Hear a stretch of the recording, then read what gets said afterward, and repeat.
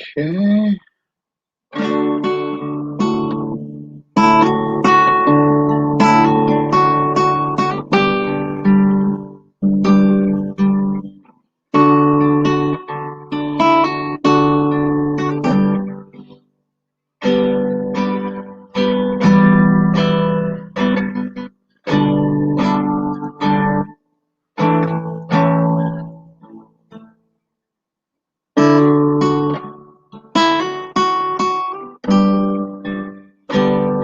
Okay, hello there, good people. How you doing? It's Wednesday, 7 p.m., which must mean it's time for another live stream. My glasses are all dirty. How you guys doing out there tonight? Hello, Skippy.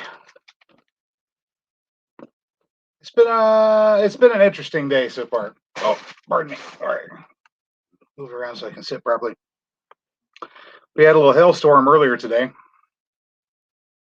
Not really big hailstones like we had last year about this time, but a whole bunch of them. A bunch of little ones. And right after I planted my blueberries too. That looks like everything survived. All right. Well, I see we got a couple of people out there. I pinned up at the top of the chat a link to the blog. It's not a full blog post, but all you really need is that little bit of information right there. That's what we'll be working off of.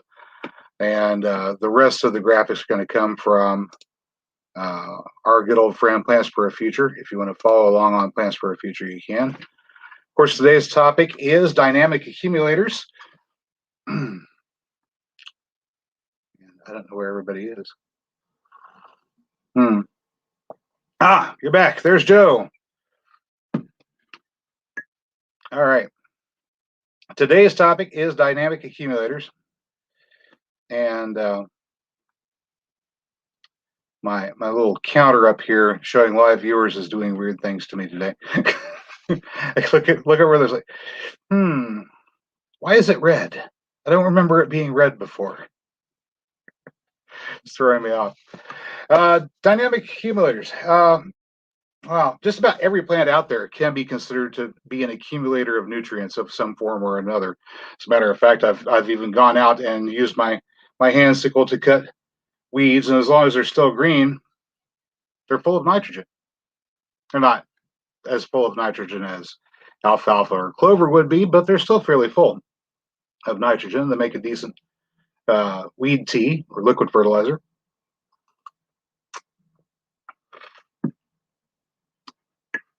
But we're not really interested in the everyday average accumulation of nutrients. We're looking for those hyper accumulators, the ones that are really good at extracting minerals from the subsoil. If you recall, a few weeks ago, we had a live stream that was specifically about the secrets of soil, and I showed you a picture of the soil horizon, the different layers of soil.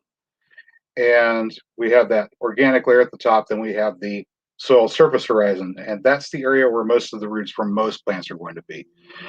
Underneath that, in the subsoil, there are some plants that will get taproots, really deep taproots that go down into that area. As previously mentioned, nutrients work their way down through the layers of soil and eventually wind up below the reach of most of your plants, those that don't wash off the surface. And yes, Joe, that's the reason why folks chop and drop their weeds. It's because your weeds went to all that effort of photosynthesizing, developing carbon, sucking up calcium and other nutrients of various sorts. So may as well make use of it. Just throw them away, but chop them, drop them, compost them in place, and that puts those nutrients back into the soil surface where the rest of your plants can get to it with their much more shallow root systems. All right. Let me find my little list here. I see the first one that I listed is alfalfa, Medicago sativa. Of course, you just saw me planting some of that not too long ago. You may be interested to know that they are arbuscular mycorrhizal associated, and they accumulate iron and phosphorus and also nitrogen. Obviously, they concentrate nitrogen. They're a nitrogen fixing plant. So I'll go over here to StreamYard and look up alfalfa. Pardon me while I lean forward here. And here we have it.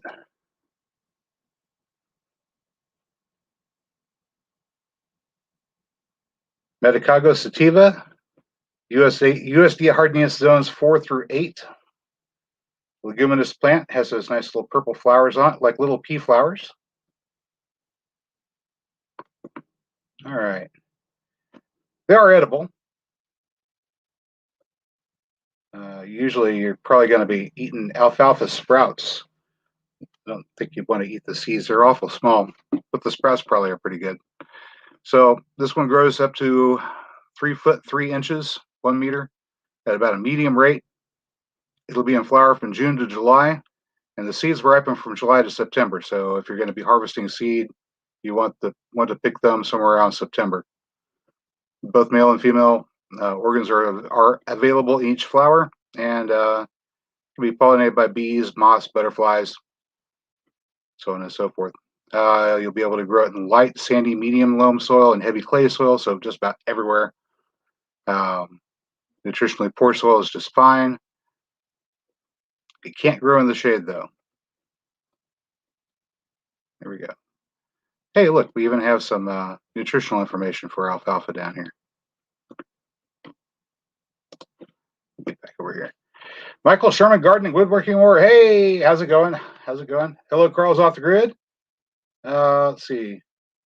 Carl says that's why the deeper the well, the more minerals are in the water. That's exactly right. Let's see. Which our project is say it's crushed eggshells. I clean and roughly broken. Okay for garden beds. As a slow release. Yeah, they're fine.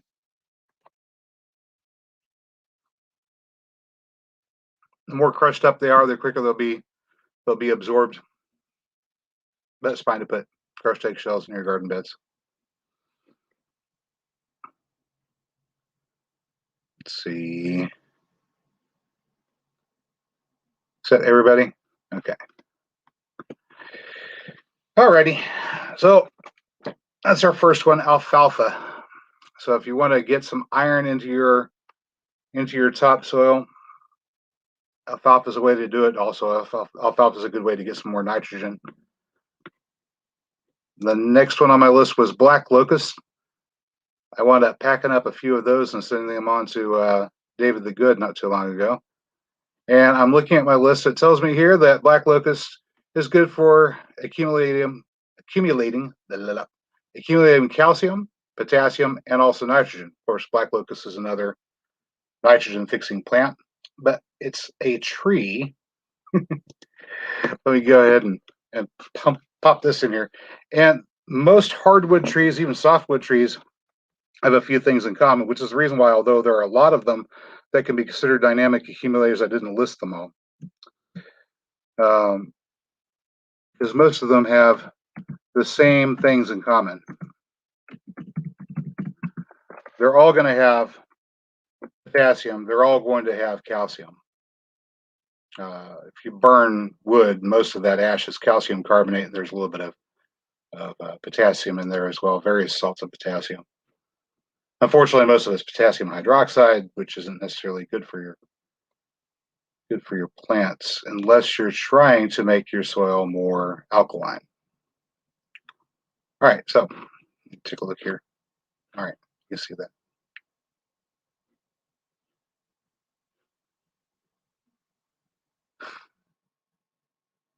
that. Sassafras Red says, I didn't go raw. It's that day, huh?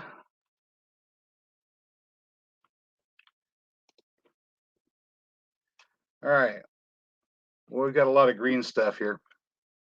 Black locust, we got that picture up here at the top showing it in flower, which of course is a reason why you can get phosphorus from this particular tree.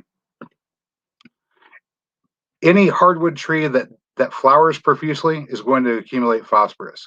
If they don't flower profusely, then chances are they won't accumulate lots of phosphorus. Just a general rule of thumb for trees. All right, so hardiness zones 4 through 9 for this particular one. It's not my favorite because of the thorns. There are other trees that you can grow that'll get a similar effect that won't be quite as thorny. Those seed pods that are shown in the picture here are edible. The flowers are edible. So, I don't know if I'd want to eat them.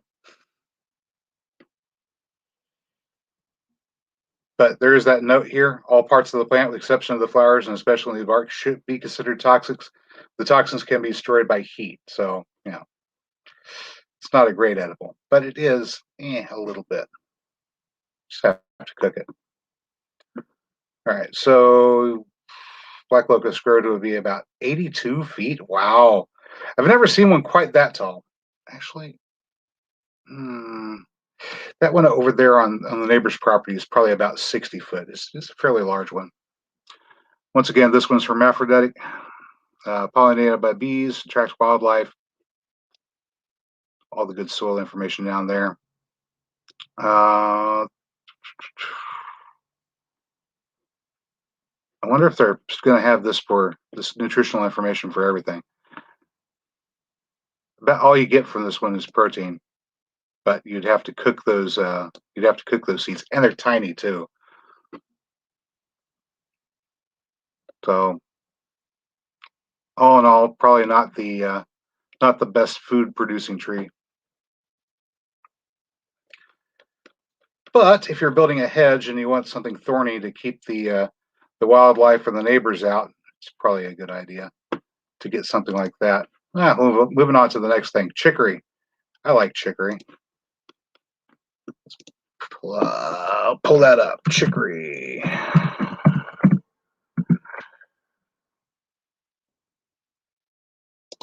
All right.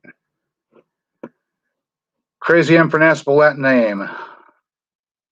Cicorium intybus. Chicory radicchio. Which is a white leaf, incidentally, if you were interested. These are members of the Asteraceae family. Oh, that's interesting. Let me have a look what's going on here. Asters. All members of the aster family use the C4 carbon photosynthesis pathway. So they do a bit more photosynthesis than some other plants do. Yes, black lotus will coppice sassafras red. Coppices really well, too well. They like to take over.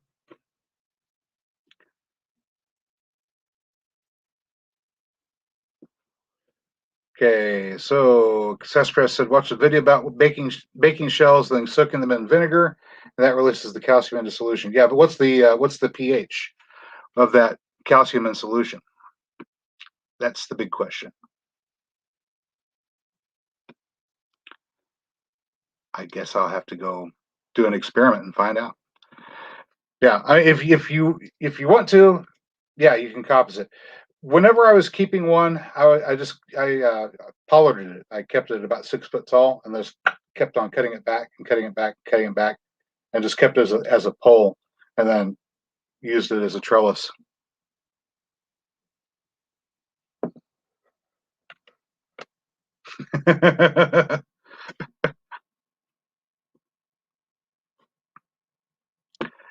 All right, let's have a look at this chicory stuff.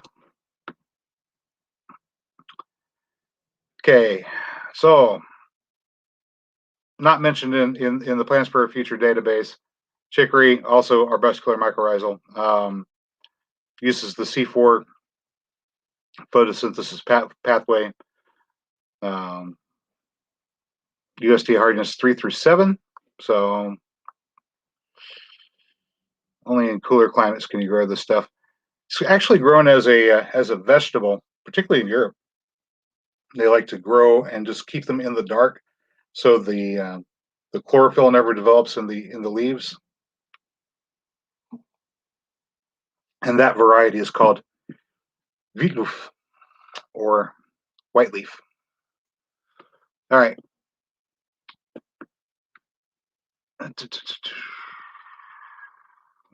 Fairly edible. Blue flowers, of course, that nice color of blue there. So this will grow up to, wow, 5 foot tall at a fast rate. Once again, hermaphroditic. Why are all these plants hermaphroditic? All right.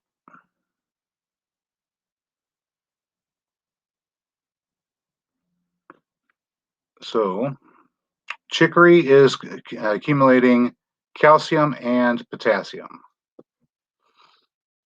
So that's one to consider. You could grow this to get the potassium, but you could also grow it as a vegetable. So you have a little bit of a flexibility. 290 calories per 100 grams, 24.6 grams of protein. Hey, that's not bad. That's not bad in a vegetable, folks. But it will be bitter unless you sprout it and grow it in the dark, which is weird.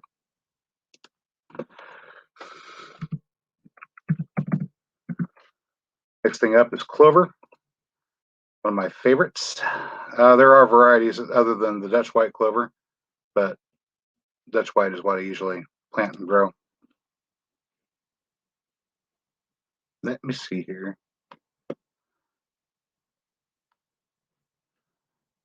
The wasabi right here on my shirt is green. So there.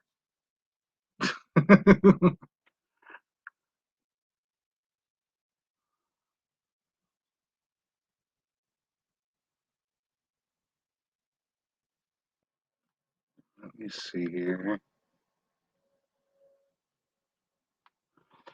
Berkshire Project says people thought it was crazy eating the berries of the dogwood trees. Yeah. Depending upon which variety of dogwood you're eating the berries from.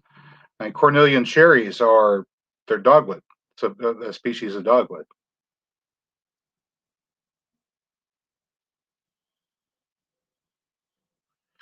Spread says, yes, I'm an alien from Argon. Hello, Mary. Yeah, I want to get some various forms of cornus. I'd like to get cornelian cherry, and I also want to get once I've got some more shade out front, I want to get some cornus canadensis, which is a creeping dogwood. Yep, keep between the mayo and the mustard, Mary. Creeping dogwood is also called bunchberry, and they have a high amount of vegetable pectin in the berries. Not a whole lot of flavor. They're mildly sweet, but you can take those berries and cook them down, remove the seeds, and use that as your base for making jams and jellies, and add whatever other fruit flavors you want to it.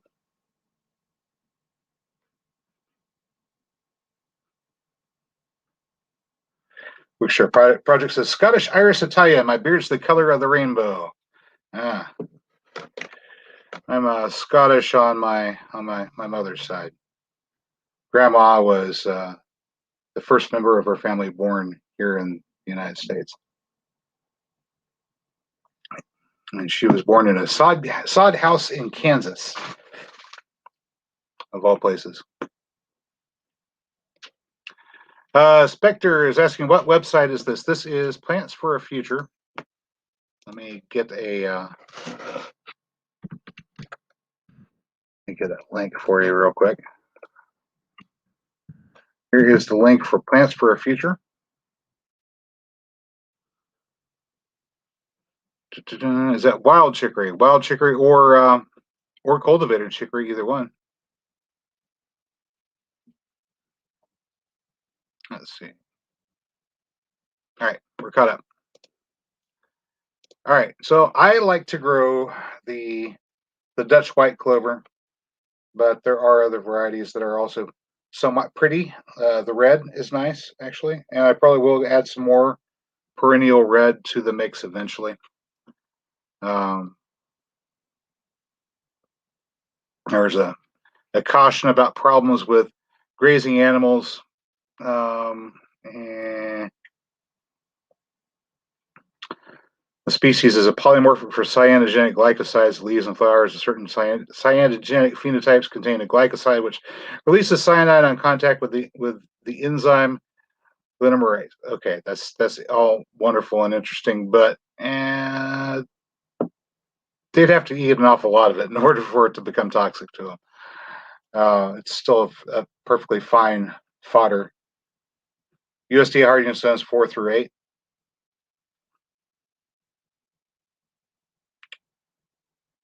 And clover is an accumulator of nitrogen, being a nitrogen fixer, and also potassium. Of course, you guys all know what clover looks like. Let's take a look at a couple of the other varieties of clover. So, let's see.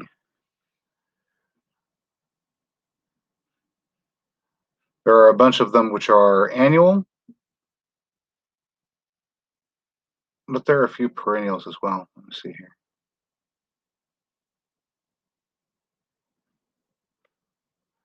All right. Here is a perennial red clover. Check this guy out. So you get those sort of reddish pink flowers at the top.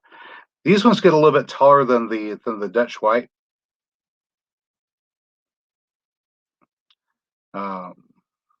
USD zones 5 through 9, so you can grow it all the way down into Texas.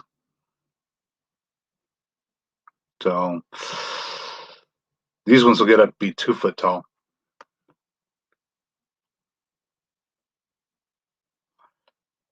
If you're growing it for chop and drop, that's probably a better choice than the Dutch white in all actuality. All right, what else we got here? Oh, yes. Oh, yeah, this one. All right. Let me put the name of it up here.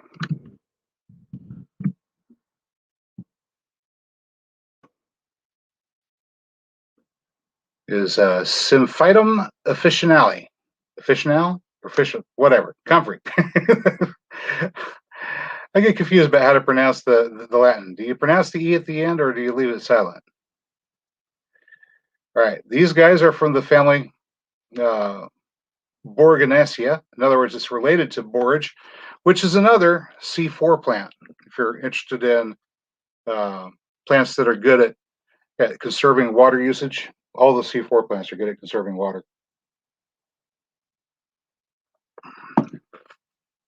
But comfrey is an accumulator of calcium, iron, potassium, magnesium, phosphorus, and also silicon. So it gets a wide variety of minerals with that very deep taproot that it sends down. And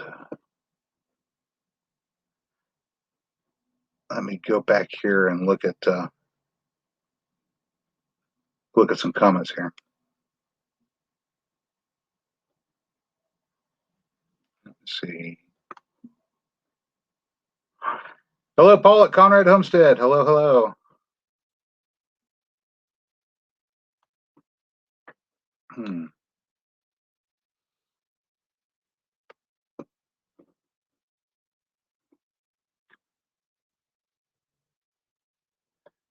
And Chris Sonleitner is here, but he's late. But he's changed his name to Chris's Clever Craft. It's the same guy.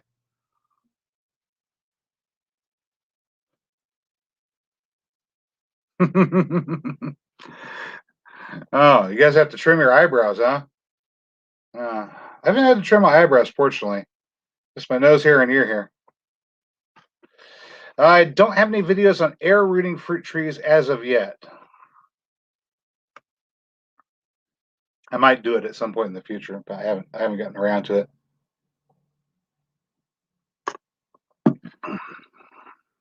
Yeah, comfrey is also supposed to be edible. I guess I should take a moment and say something about these dynamic accumulators. We pick these guys out because they have very, very deep root systems. Even the clover has a deep root system. It'll go down 17, 18 feet or more. It's little tiny roots going down. And you really want I was just reading what Wish Your Project said. I'll catch up with you in a second. Um, you really want perennials for this role, because the longer they sit there and the longer they grow, the more extensive those root systems can go down to mine minerals for you. Of course, if the minerals aren't there in the subsoil at all, it doesn't matter how good of a dynamic accumulator your plant is, it's not going to be able to get anything out. And if your pH is out of whack, then the minerals won't be soluble and your plant won't be able to uptake those minerals. So these are all little caveats that go along with the topic of dynamic accumulators. Ultimately, a lot of the information that we have on plants that are known to accumulate various mineral substances is not really from people doing studies on those plants as accumulators. It's from other things. So somebody will be studying a comfrey plant, and they take the plant that they grew at whatever circumstances they grew it in, and they run it through a gas spectrometer and read what the minerals were in the plant. But since they weren't specifically growing it to see how good of an accumulator it was,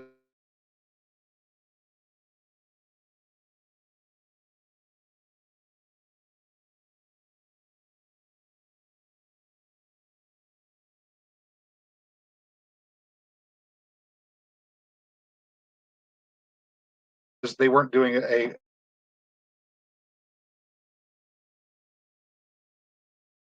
real experiment.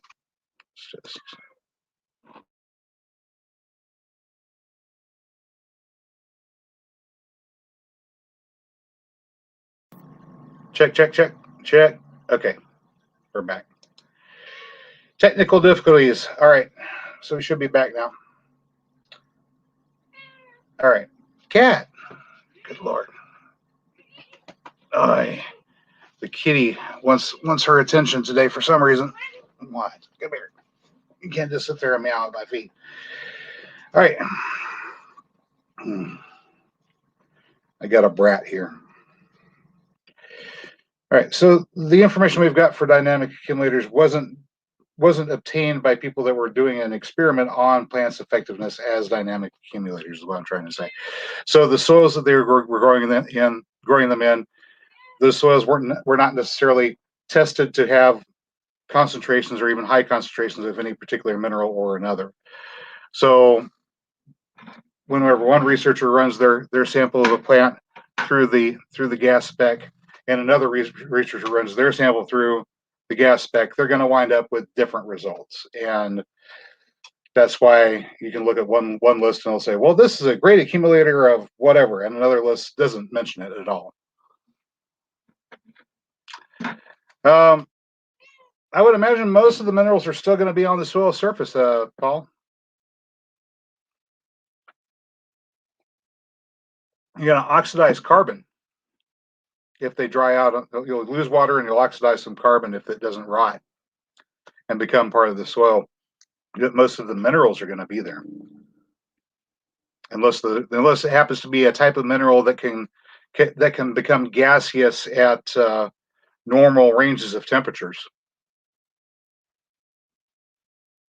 There are a couple, but not many. Ultimately, what we really need to do is get our hands on a gas spectrograph and specifically grow plants that we believe or have been told are dynamic accumulators, and grow them in controlled conditions so that we know that the minerals are available for them to uptake, and then we can get accurate results and readings of how much they actually do accumulate.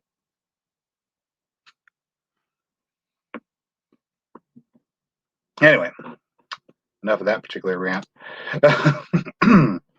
Comfrey, calcium, iron, potassium, magnesium, phosphorus, and silicon. Zones 3 through 9, I already mentioned it was a C4 plant. So a lot of these have little warnings or cautions about potential poisoning, although people do eat comfrey.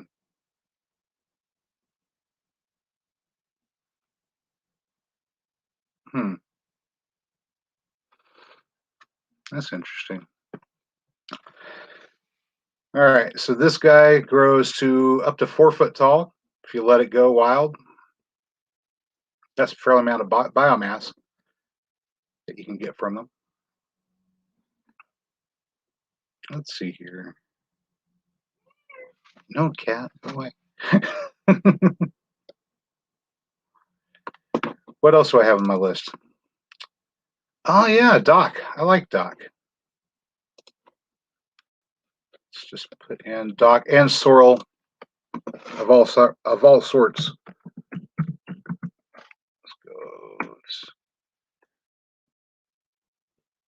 Members of the genus Rumix, and there are a bunch of them.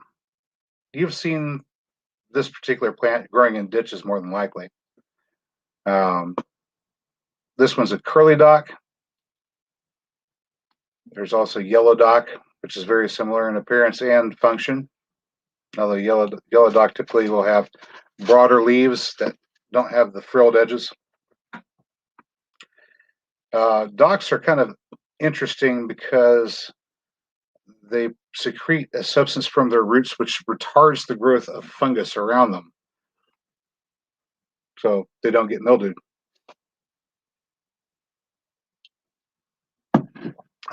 This grows from zones 4 through 8, and you can find these guys accumulating calcium, iron, potassium, magnesium, and phosphorus. So that's a good mix of different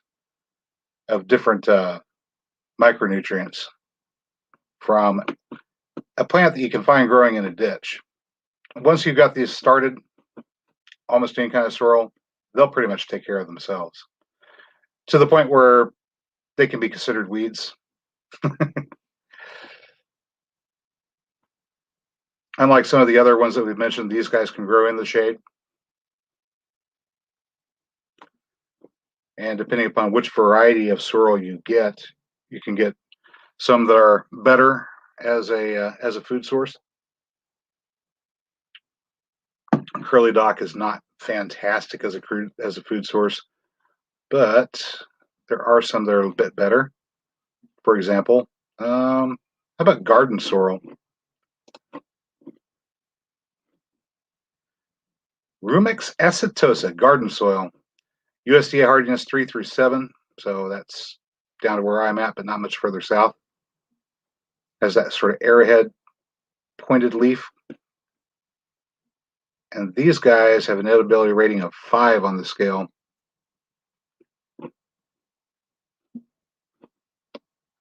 Anyway, see what's going on out there. Okay, let's see. Okay, so Wickshire Project was saying broccoli growing wild in the Virginia area. There is such a thing as wild broccoli, wild brassicas in general. So yeah, they do grow wild.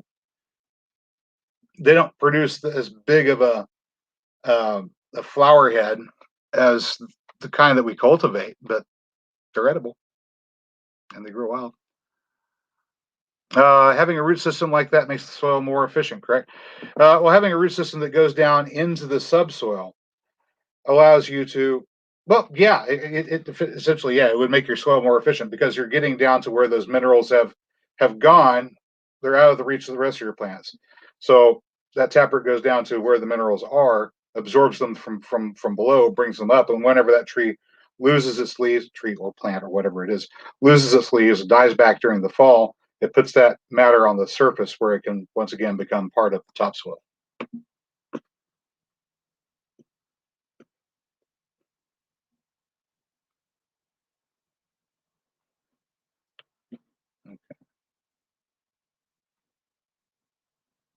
Cats are an accumulator of hairballs.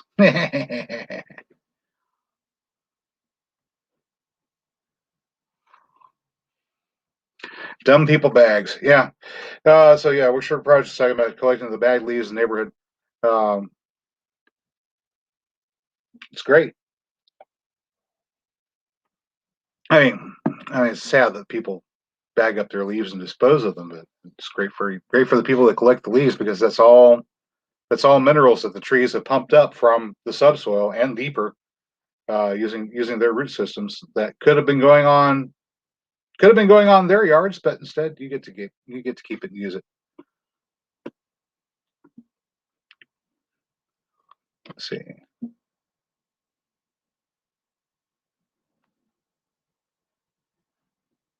Tin Can Gardener says, "What's up, y'all?"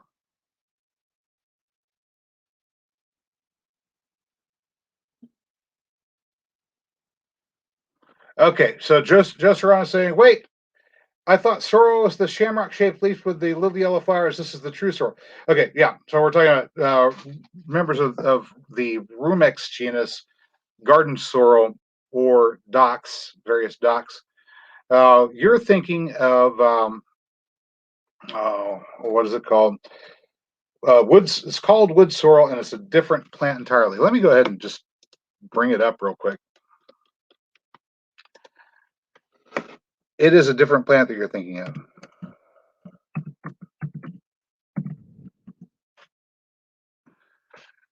Also a different genus, oxalis. And this is oxalis acetosila, wood sorrel. It says it's only growing from zones 3 to 7, but I'll bet it grows a lot further south than that. And there's probably another variety that grows further south too. So this is the one that has that sort of acidic taste, lemony taste, even almost maybe a citrus taste to it. You chew on those leaves, you'll definitely notice the flavor. Grows wild in a lot of places. Has this little looks kind of like a clover, but it isn't. Shaped leaves and these little tiny flowers. I usually nibble on a little bit of this every year. I mean, it's just I like the way it tastes. But you don't want to eat too much of it because it does have a lot of oxalic acid in there, and that'll give you kidney stones, folks. Let me see. There should be some related plants that grow further south. Okay. So this one, Oxalis bifida, grows all the way down to 11. Lysandra grows down to 11. This one called Bermuda buttercup grows down to 11. Oh, yeah. If it's, and there's Oxalis triangularis grows down to 11. Let's have a look at this one. Oh, wow. Those are really dark leaves. So you might be able to find this growing in Mexico.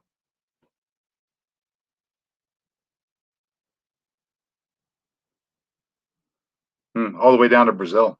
Cool. All right.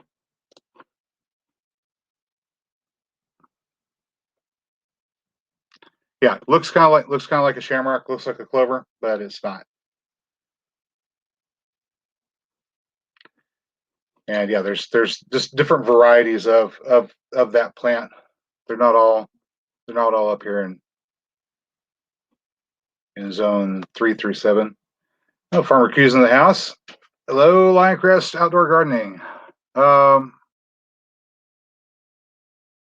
Joe's saying, are they edible? I see in the article, cooked it will remove some of the oxalic acid. It'll remove some of it, and you can eat a little bit, and it won't kill you. Just don't pig out on it.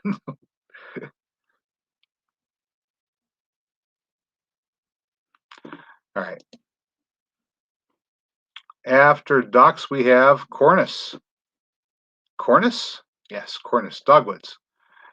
And as a flowering tree, they have lots of potassium, calcium, and of course, phosphorus. Let me get over here. Have a look at some dogwoods. Dogwood. All right, so there's a whole bunch of different dogwoods here. Look at a picture of Western dogwood. Of course, it has these berries on it, which are edible. They're not necessarily incredibly edible, but you can eat them. They won't kill you.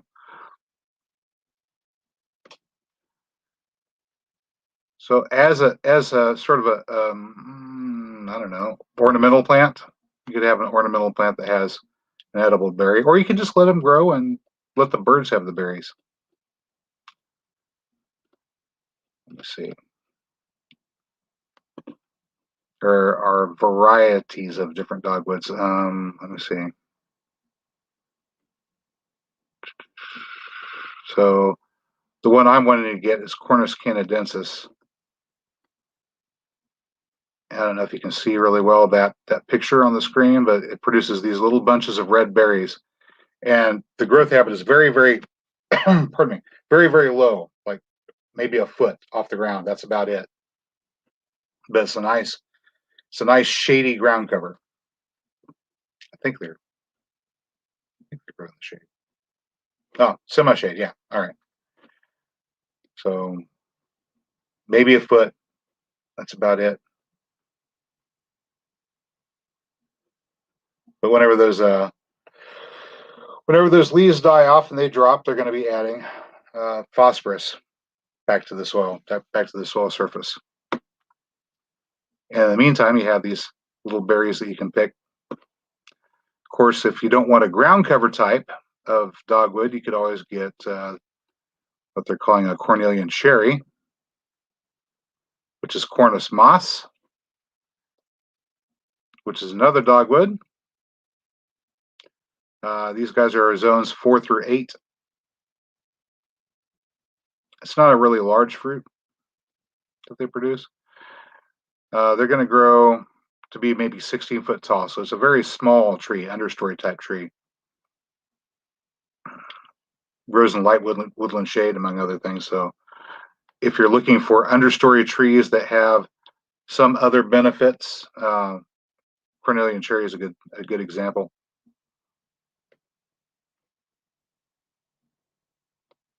Let me see. Oh, good Lord. I'm looking at cultivation details here and something jumped out at me. Apparently some varieties of this one can take up to 20 years before they produce fruit. Wow. That's a long-term investment. Okay, so Workshop Project says these berries, kusa kusa, huge and red, bigger than a cherry, roughly the size of a strawberry, light orange flesh. All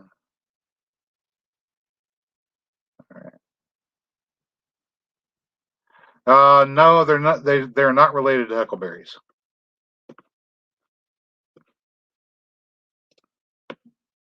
Not a bit.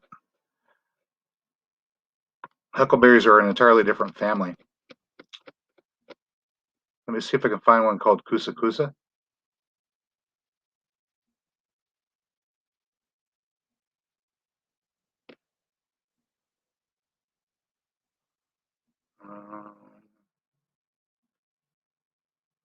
Cornus kusa. Okay, so we have Cornus kusa and Cornus kusa. These are Japanese dogwood. Ooh. How do you like them apples? Well, those aren't apples. That looks pretty good. Is that what you were is that what you're munching on, Wickshire Project?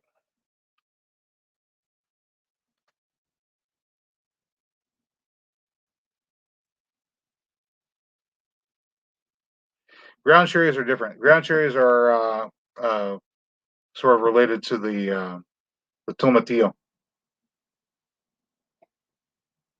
The ground cherries are delicious. Okay, so yeah, all right, let's check this guy out. I wouldn't mind having something like that. Those are fruits that are actually big enough that they'd be worth picking. All right, so these grow from zones 5 through 8. course, they're members of the Cornacea family, so they're gonna be accumulating calcium, potassium, and phosphorus for you, and producing an edible fruit. Hey, that's nice.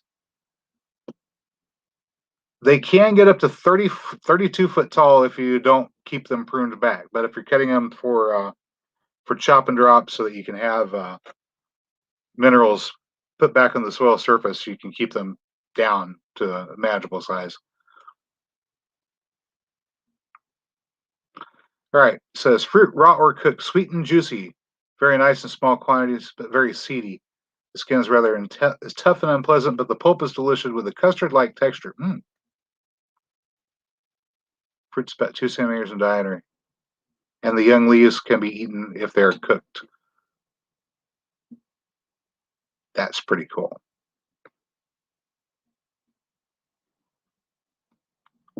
All right. Plants in this genus are notably resistant to honey fungus. Cool. Attracts birds. It's not North American native. The blooms are very showy. That'd be a nice front yard tree.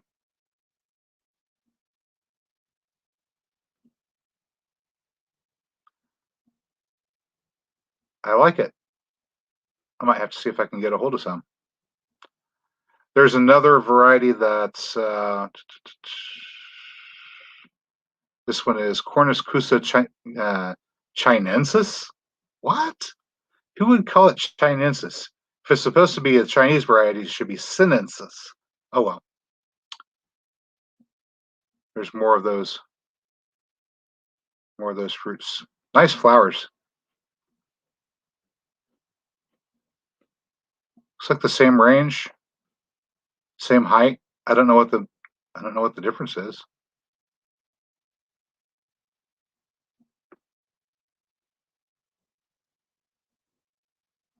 Huh. I didn't really see much difference between that one and the other one.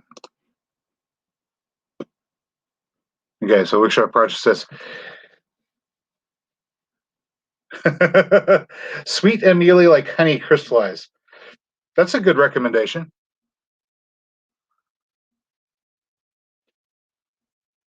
Grow Something with Jeff stopped by and said hi. Hi, Jeff.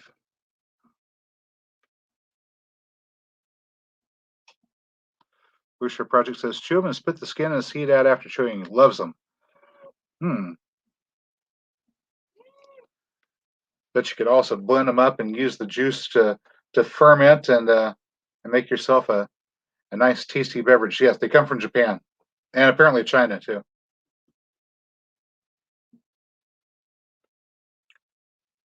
Sounds like the Garambula cactus berry.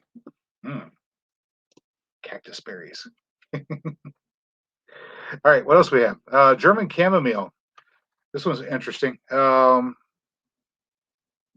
might be growing it to be an herb to help calm your nerves or what have you. Accumulates calcium, phosphorus, and potassium. And they look like, come back up here.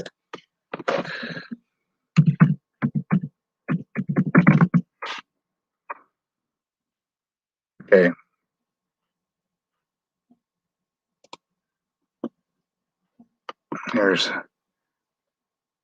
This one's a Roman chamomile. Let me see if I can find the German variety.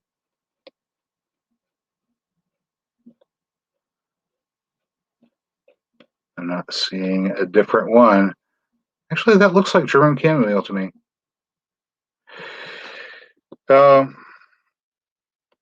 These guys are a member of the Asteraceae family, so they're a C4 plant. Good for water conservation. They're an evergreen perennial. That's interesting. Another evergreen. USD zones 4 through 8.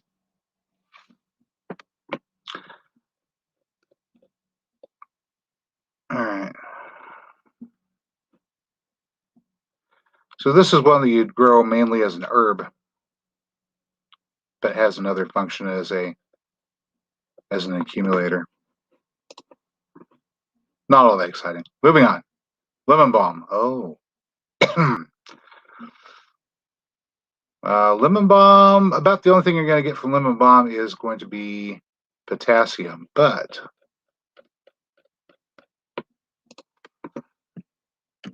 as well, this in here.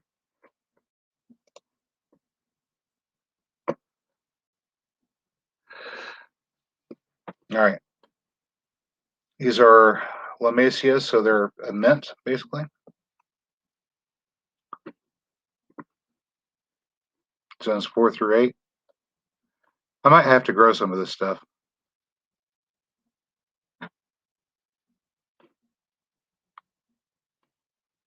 Looks like it's able to grow in the shade. That's cool.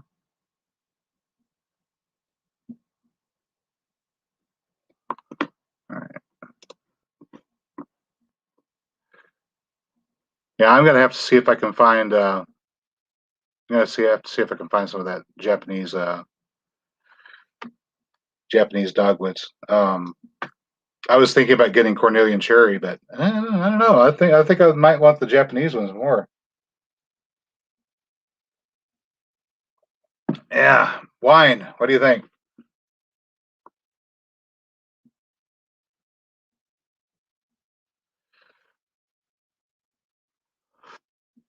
Yeah, Cespedes Red saying that is a mild allergic reaction to chamomile. Apparently, if you're allergic to ragweed, chamomile will set off your allergies too.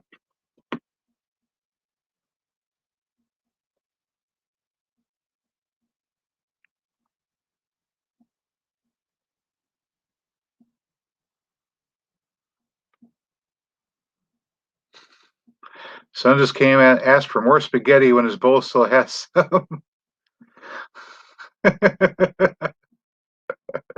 I want more.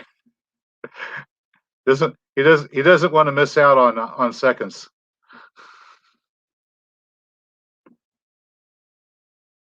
Nettles, chamomile, and comfrey for compost, according to Steiner. Well, that's cool because I actually have all three of those in my list of accumulators. So, um,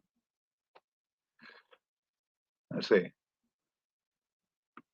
Yeah, it's a member of the Laminaceae family, so it is a type of mint. Easy to tell mints whenever you see them. If you look at the cross section of the stems and you see a square cross section, then you're looking at a member of the mint family.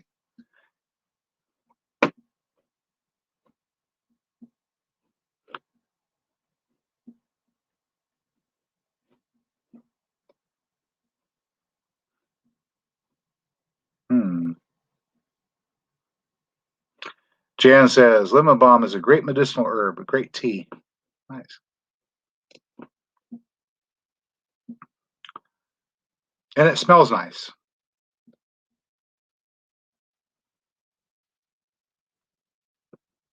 But there we go. What's up next? Lupines. Oh. Lupines were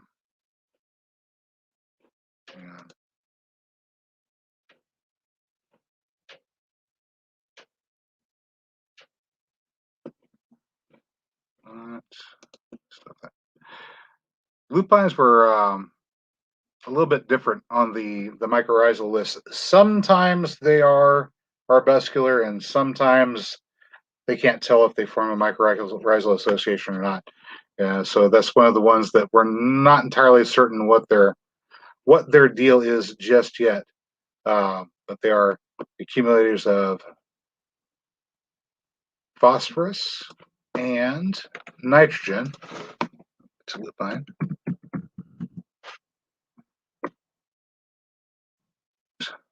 Lupinus angustifolia. Because they are members of the Fabaceae family, they are one of those plants that forms an association with bacteria at the root level, fixing nitrogen from the atmosphere. They have a really interesting looking flower there. All right, let me see.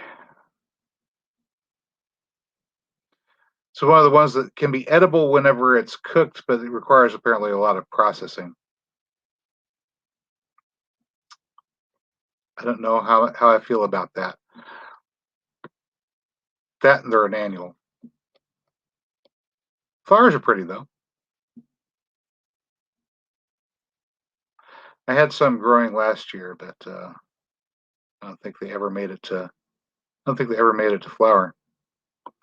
There are some varieties of lupins that are perennial.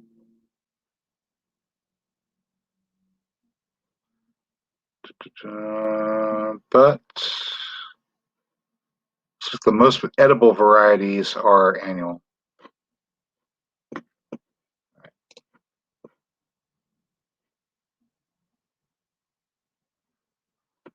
Let's see.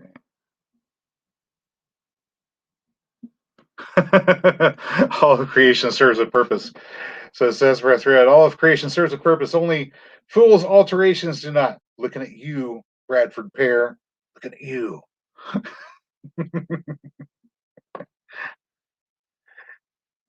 I hate Bradford pears. I really do.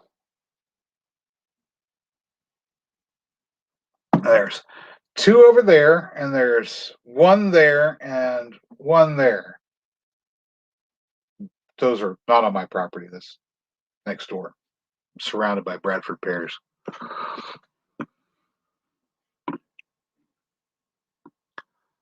Let's see. Manzanita fruit is a small apple-like fruit with 4 to 6 brown seeds in the middle, orangish color with red near the stem. Here it's called tejocote.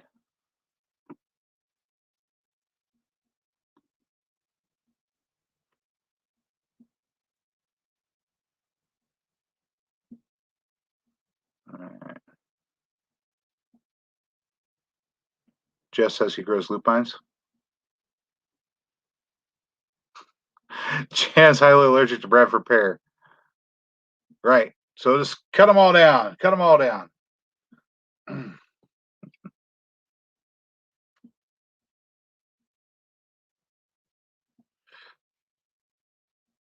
Cool. Found some Bradford pears or found a dogwood at found a Japanese dogwood at Tennessee Nursery. Cool.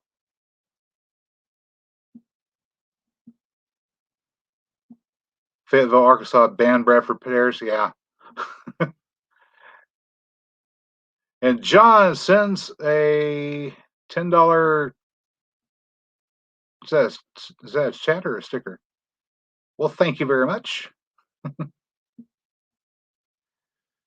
Ah, I actually took one semester of Spanish in high school,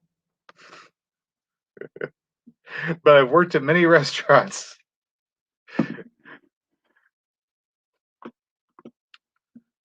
All right. Thank you, John. I appreciate it. Gets me one step closer to purchasing a mass spectrometer. I think I can get one used for around 3,000. New, they're really expensive, but I can get one used for fairly cheap. Now I got to figure out how in the heck I'm supposed to use it. I might actually have to go take a class for it. Next up, we've got nettle. Urtica dioecia. Arbuscular mycorrhizal association is an accumulator of calcium, copper, iron. Of course, keep in mind, copper and iron are going to be hard for the plant to uptake unless the pH range is out of normal ranges. Just you might get some, but you're not going to get much.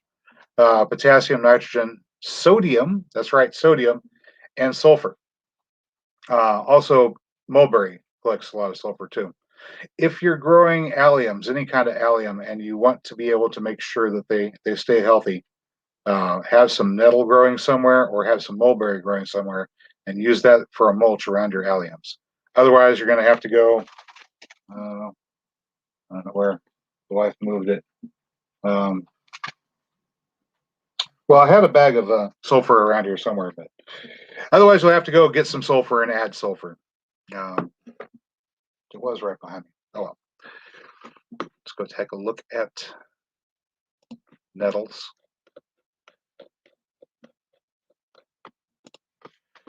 Presumably,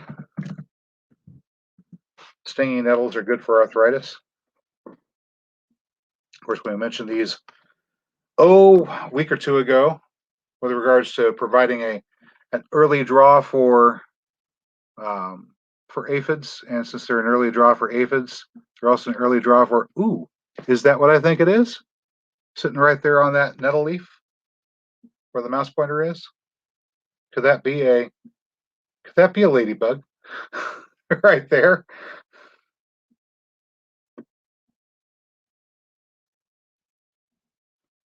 All right, what's going on here?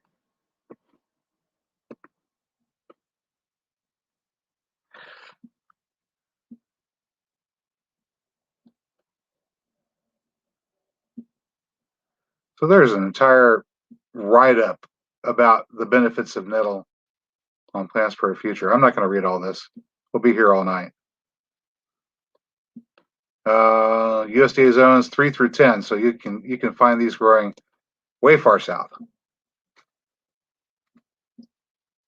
Well, at least far south of Sonora.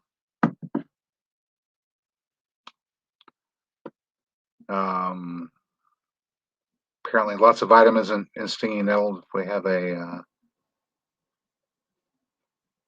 breakdown of the nutritional value of it. Sometimes they have it, sometimes they don't. I guess they don't have it here yet.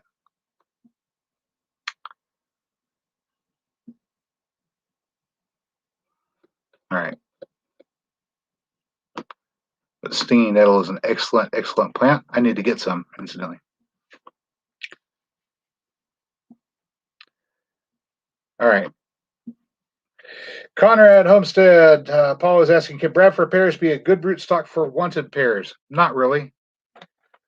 They don't sucker, which is good, but the wood itself is weak, and you're likely to wind up with some sort of disease in your rootstock after about 15, 20 years or so, 25 to 30 years, and your pear tree will be dead, even though you grafted onto it. So I wouldn't use it for rootstock. Now, if you've got a Bradford pear that cross-pollinated with your Bartlett and you sprout that and grow that, hopefully the rootstock takes after the mother and not the father.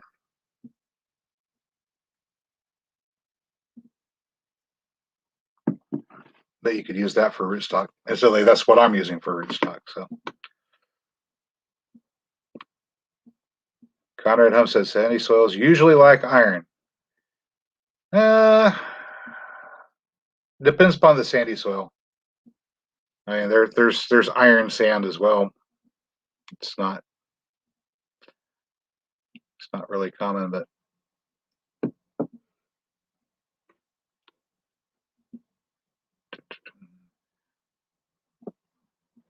let me see here.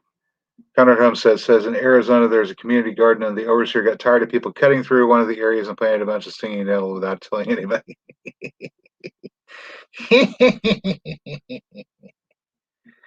Good night, Jeff.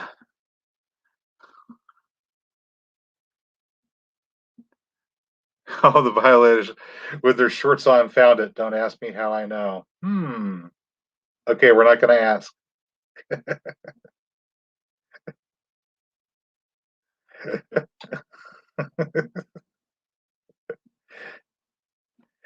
You can use stinging nettles to make horses run faster, apparently.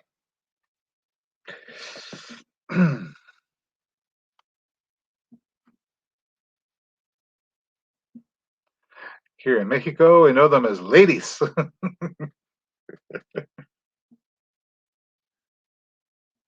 Mm-hmm.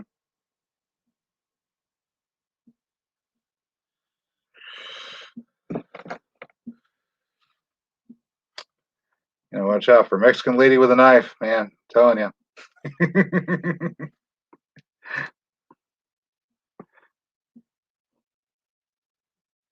All right, next on my list is peppermint. Hey, I'm growing this one. Mentha piperita, arbuscular mycorrhizal associations. They accumulate magnesium and potassium. Do I need to show you a picture of peppermint? You know what peppermint looks like, right?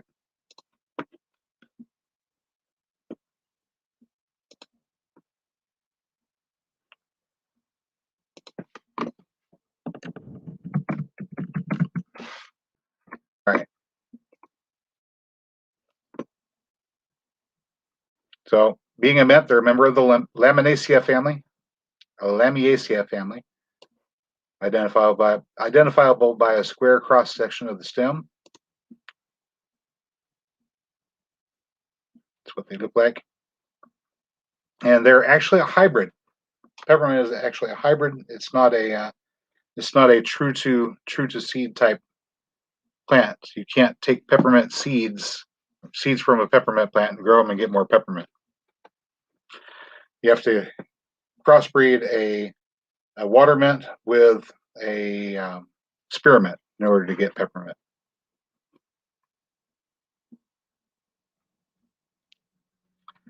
Which is why most of the peppermint that I'm growing back over here in the propagation area is being grown through vegetative propagation. In order to snip off the cutting and get it rooted in a tray. I've got some going right now.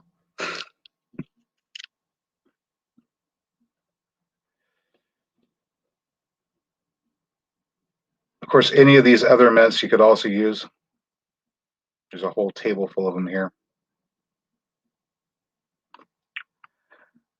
Some are better than others for different things. I personally like peppermint for its ability to deter insects.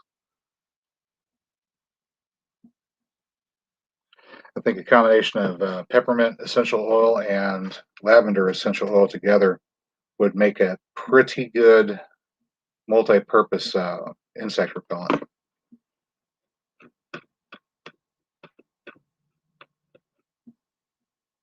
go back up to there. Let's see.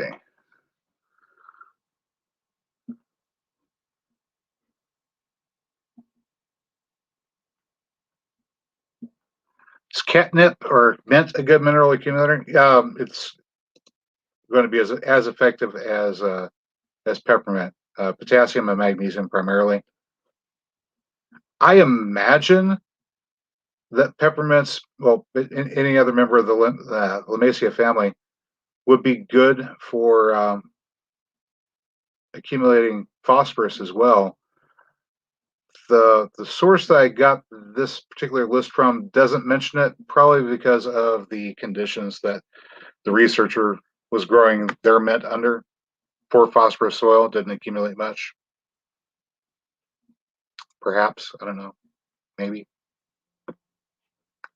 Could be. All right. So next one up is a good all-around plant. It is vetch. All right. We have this growing wild all over the place, and you probably have seen this too. Anywhere from zones 4 through 8, but I think there's some varieties that grow further south than that. Identifiable by these very distinctive leaves and flowers that it grows. It'll produce little tiny seed pods. They're a member of the Fabaceae family, which means they're a nitrogen fixer and also an accumulator of both potassium and phosphorus. So if you're looking for NPK out of one plant, go with some vetch as a chop and drop. Not incredibly edible, just mildly edible. But you can let your livestock graze on vetch to a certain extent.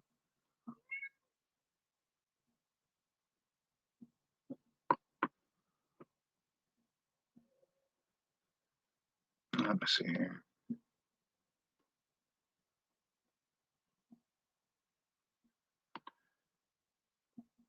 There is a variety that people do cultivate for food, and that's called broad beans. You may have seen these before. Otherwise known as fava beans, which are very nice with a Chianti and some liver.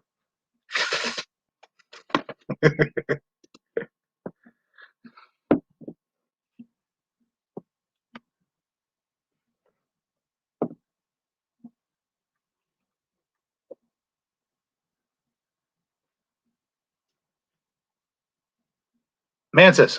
Oh, you found the mantis emoji, right?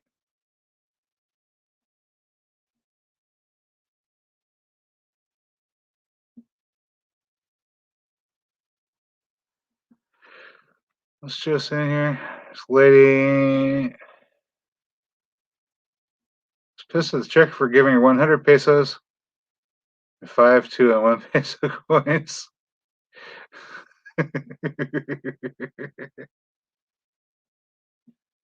Let me see. Plant grows wild here, but how big does it get? Well, let's take a look. Probably not this one, but there are other relatives that can grow further south. Let me see here.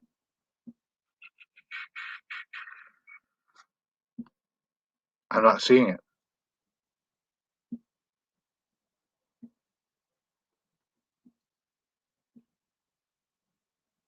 I'm not seeing.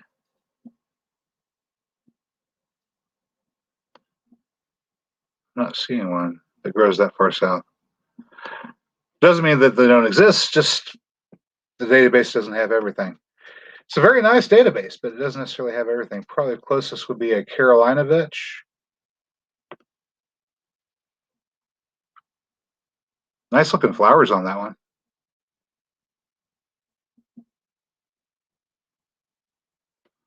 Huh.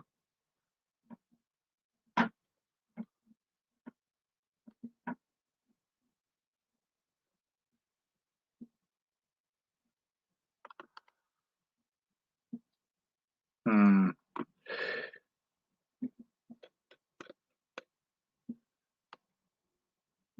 But this one is not necessarily grown for food.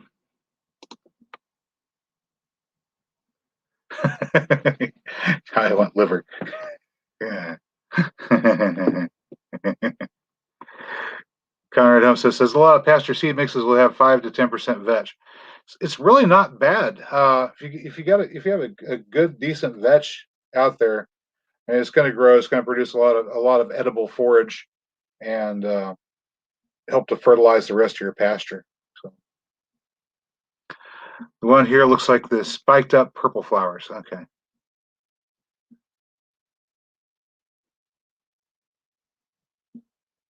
Hmm.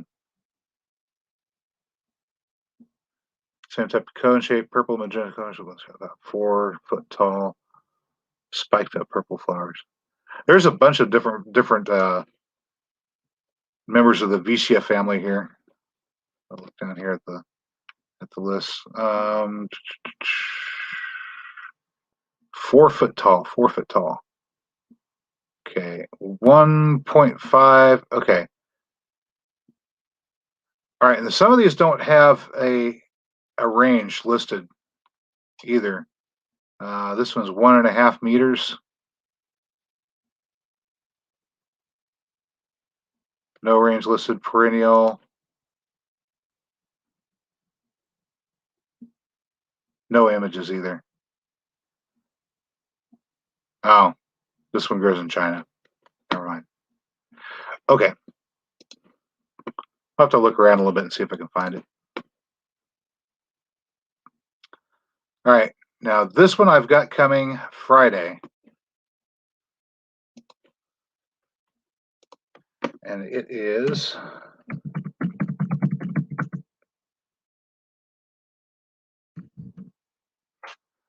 Gultheria procumbens.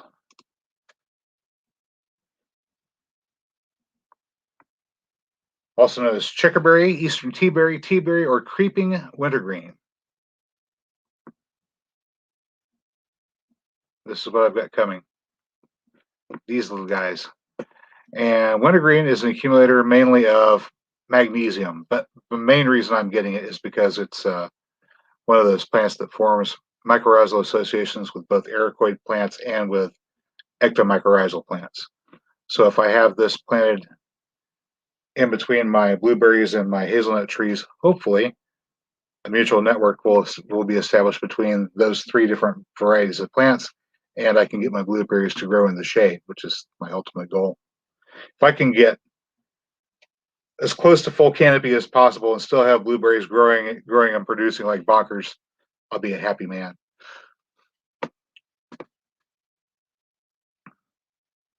But these guys grow typically down to zone 6 They'll grow in zone 7 too.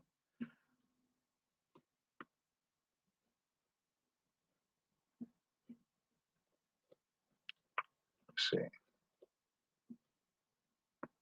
But you can find some varieties that grow all the way down into zone 11. For example,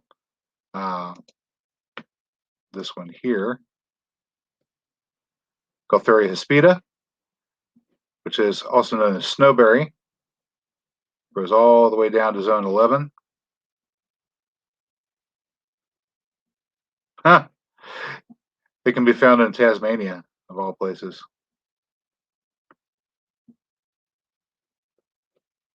All right. So I don't know if you can get away with growing blueberries in Mexico, but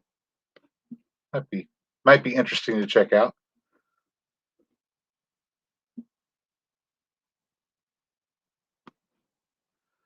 Okay, let's see. You need to figure out how to plant cover crops that will pass muster with the city. Oh, wow. Yeah, that could be a problem.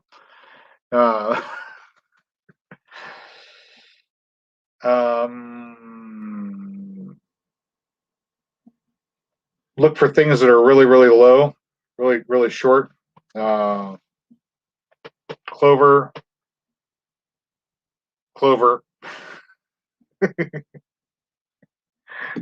Mostly clover. I think there's a Siberian, what's it called? Siberian purslane, that's what it is. Doesn't get much more than a foot tall. It has nice, pretty little pink flowers that might make for a nice ground cover.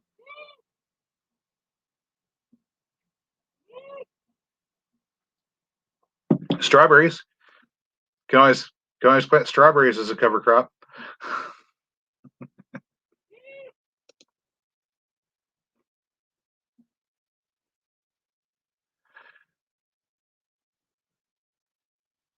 John is saying vets can grow out of control. That's why cattle farmers spray it once every 3 years, or let the goats run loose in the field where you have vets growing, and they'll eat it back a bit.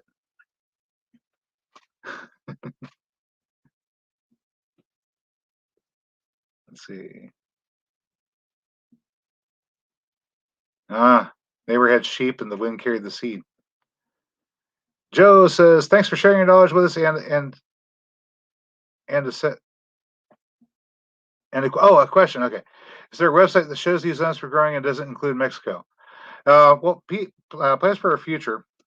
Whenever you go to the homepage of the database, you can put into your search whatever parameters you want, including whatever growing zone you're in.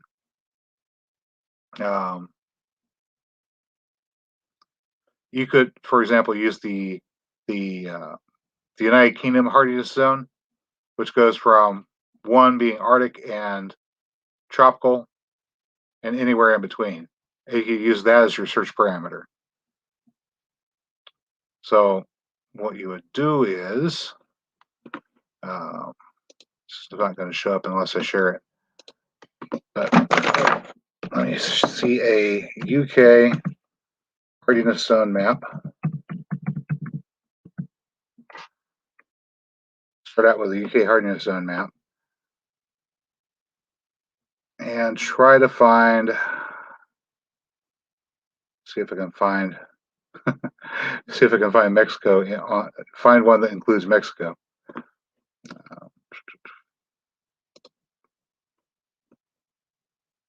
So I've got one that has the here we go. I found one.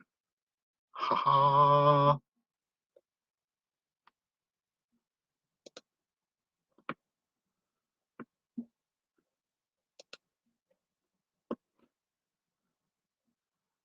Okay, so this one is hardiness zone, converting information on hardiness zones outside the US. And there's the little map here that has that. Let me grab this link real quick and come back over here, and I'm going to share it with you. There we go. So you can find your hardiness zone off of that map, and then go to here on the plant database and enter in your UK hardiness zone based on that map, and that'll tell you what things can grow in your zone whenever you're doing your searches.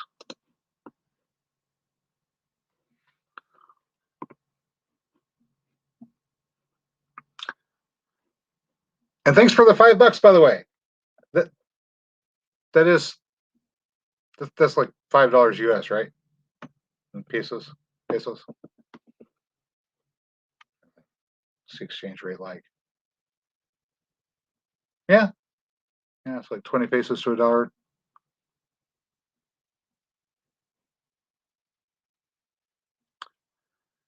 Hello, Gail.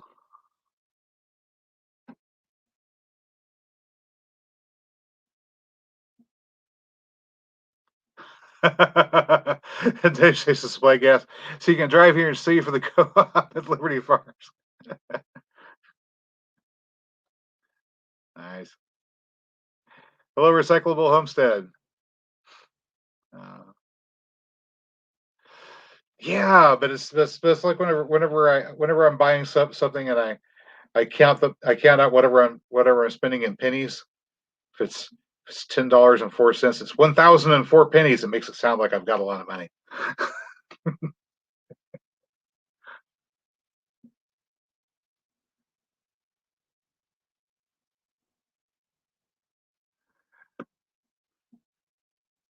Well, yes, John, you're gonna have to borrow goats. That's the thing. You have to borrow goats. You don't have to keep them yourself. Just borrow some every now and then. All right, we're almost to the end of the list here. The last one up here is Achillea millefolium, or yarrow, which I have growing out there in the front yard. An accumulator of copper, if pH is right for it, potassium, and phosphorus. So we've got yarrow.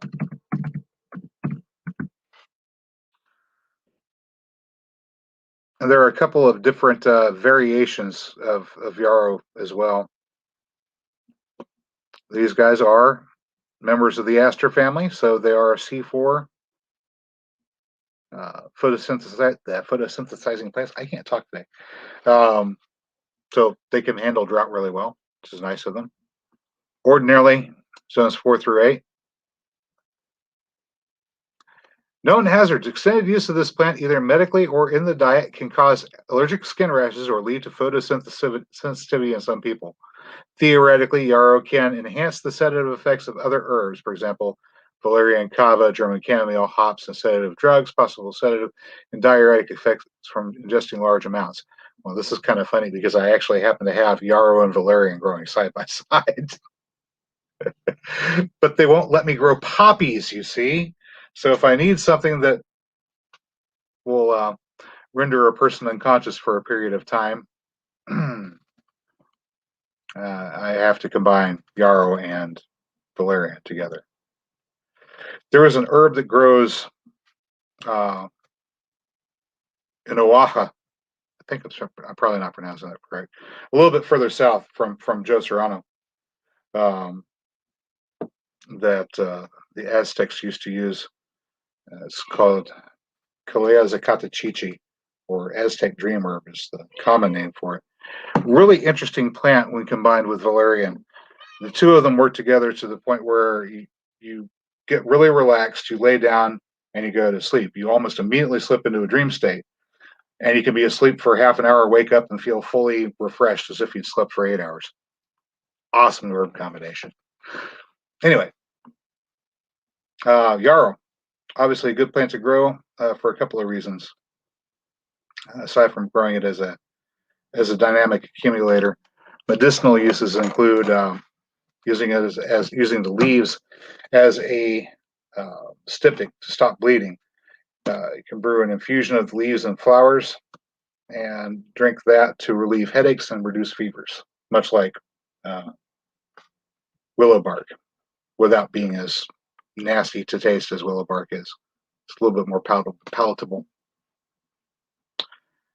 And that is the short list of dynamic accumulators. And I've been on here for an hour and a half already, just babbling away.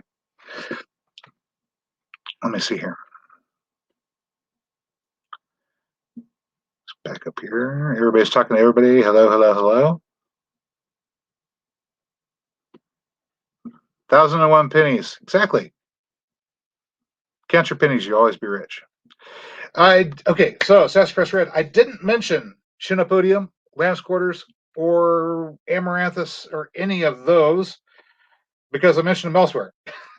but yes, lamb's quarters is great for accumulating potassium, and it's also edible. So Mary goes out and she eats some every year. I do too.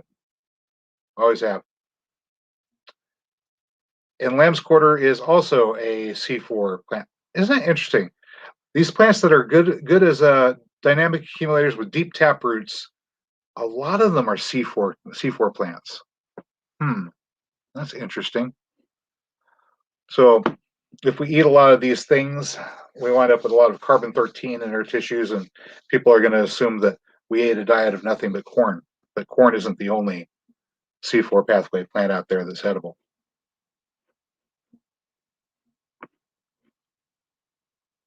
Sassafras Red says, I love poppies for beauty value only. Yeah, they are nice looking plants, nice looking flowers. Another one I didn't mention was borage, but there was a member of the same family as borage in the list. Which one was it? I wanted to say it was lupine. Anyway.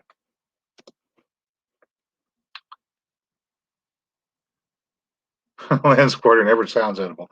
Bad, but it is. It's really edible. I use the leaves as a spinach substitute.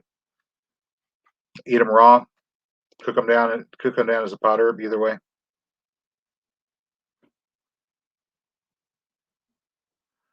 Sassafras Red says my wife is drinking Kalea right now. Cool.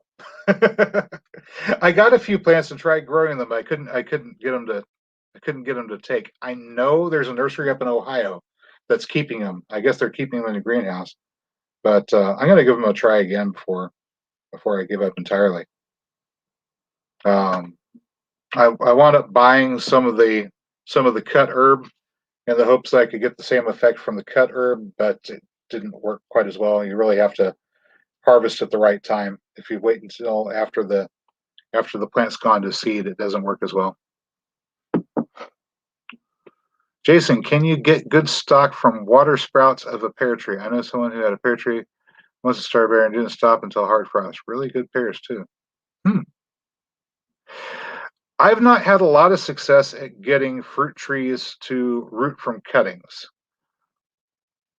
I know it can sometimes be done, but a more effective way of getting vegetative propagation from a fruit tree is through air layering, which is where you'll come up to the place where you want to develop roots, and you'll make a cut out of the bark all the way through the cambium layer and pull that section away, and then take some peat moss, potting mix, or what have you, moistened, and put that up around the place where you made your cut, and wrap it up tight so the moisture doesn't escape, and so it stays nice and dark, and let that sit there for several months. And if you're lucky, that part where you cut will start to develop roots, and then you can cut that branch away and have a rooted branch.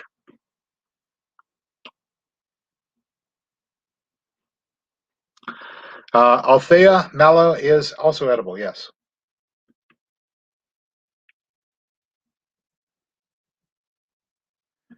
Did we get bad winds in Oklahoma? Gail's asking. Not too bad of wind, but we did get some weather. Yeah, I saw that your greenhouse went. I haven't watched the video yet, but I saw the thumbnail for it. Eek. We didn't get the wind, but we got a lot of hail. Don't worry, all we got were like little tiny, you know, marble size hail, not the big stuff this time around, thankfully. But I don't have my greenhouse up, so it didn't matter. Oh, greenhouse frame is broken. Oh, that's not good. Mm.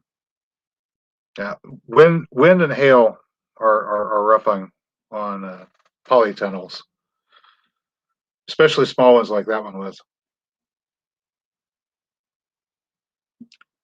But I just had my blueberries planted whenever the hail started coming down, and it came down. It came down hard. I mean hard. Um, I could share a video of it. Could I? No, I don't have it edited yet. I caught some video of the hailstorm. Just a carpet of white on the ground whenever it was done.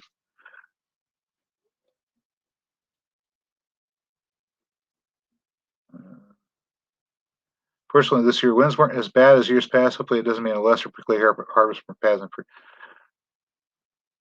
Well, hopefully not. I can usually go up to the discount grocery store whenever they're in season anyway, and get a whole bunch of prickly pear. But not if the harvest isn't very good. And Vicky Savage says Chenopodium includes amaranth, quinoa, and chia, all of which have very nutritious seeds. Yes, they do. They do. But I have problems eating chia. For some reason, whenever I eat chia, it gives me the runs. I don't know why. I've tried growing it, but our growing season here isn't quite long enough to get it to go all the way to flower. They'll develop and get pretty big, but they won't quite flower before they're done. Lee's Arkansas Bound says, hello, everyone. And Jason, hello, Lee's Arkansas Bound. Test Press Red says, we moved Kalea in and out for years. So you would move it, you keep it in a pot and you put it out during the summer and then bring it into the house during the winter?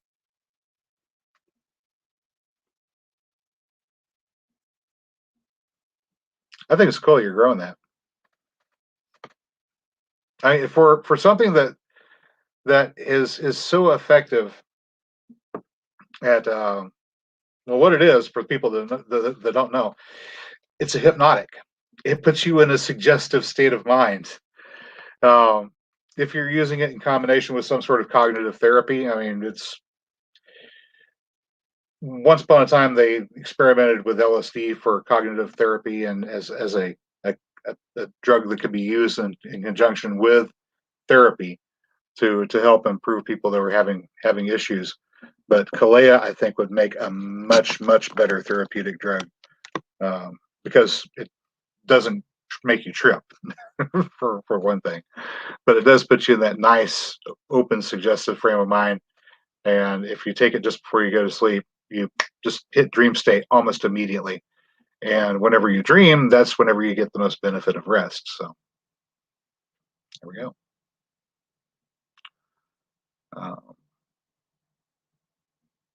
Aw.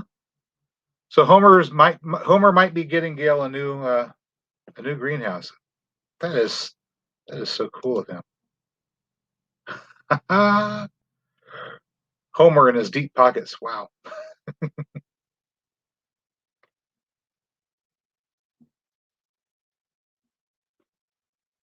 Any tips for propagating blueberry bushes? We have one and want more. Yes, as a matter of fact. To propagate blueberries, you want to take cuttings of semi-hardwood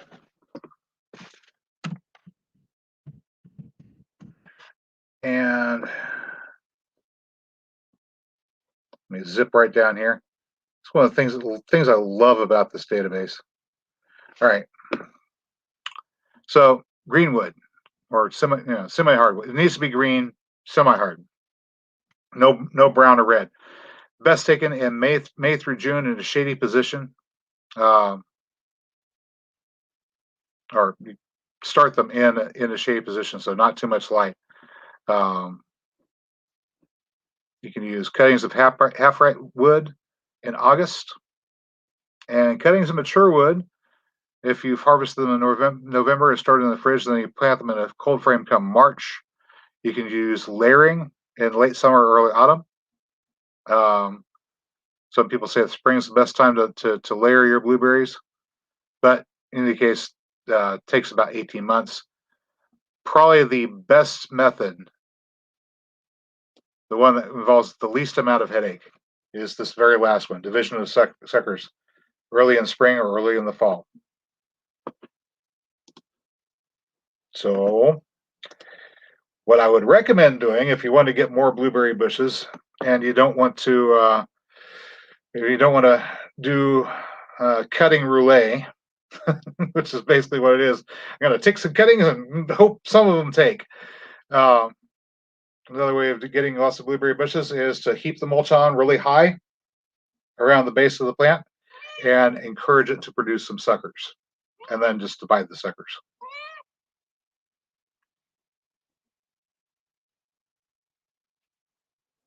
All right. Let me see here. Mango season apps. I am missing a whole bunch of stuff here.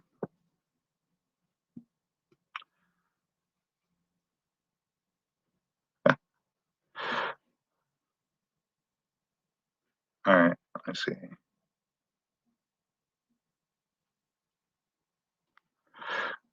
Moronic acid once said, Google permaculture and mining. This stream came up. Anything on sustainable mining?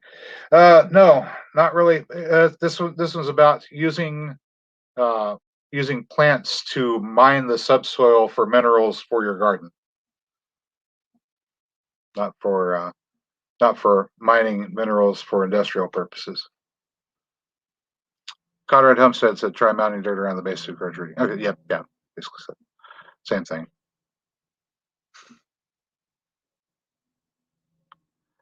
Learn a hard lesson on mango seeds. They do not taste like the fruit they come from.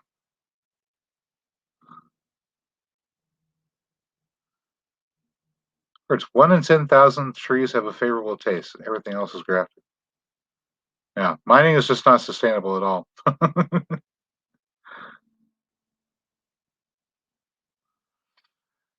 Yeah. So Vicky's saying, if the pear were on my property, I'd be happy to try yearling. Unfortunately, okay, so the pear tree isn't on your property. Gypsy and Vanilla Gorilla says, hi, Jason. Hi, Gypsy and Vanilla Gorilla. But you might try getting a pear cutting to root. So find there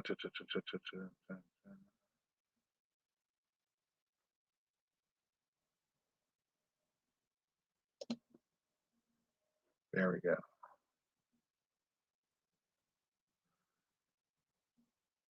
Okay. Let's see here.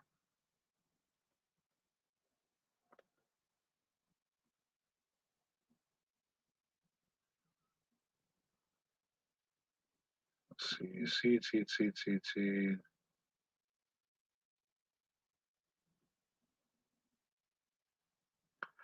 No, they don't have any recommendations other than, starting from seed. Well, it was worth checking out. Hi, Jeff. Gypsy and Vanilla Gorilla says hi. Mango seeds and apple seeds all grafted. Yeah. Well, whenever you're using sexual reproduction for your various fruits, you're not going to wind up with exactly the same thing as the parent was. It's going to have variations. They could be better, they could be worse. They might wind up being a heavier producer, or you could wind up with something that produces a whole bunch of tiny little fruits that nobody wants, like a Bradford pear, the Karen of pear trees. Sorry, Karen. You just never know. But you can always take a bad fruit tree and graft a good fruit tree onto it.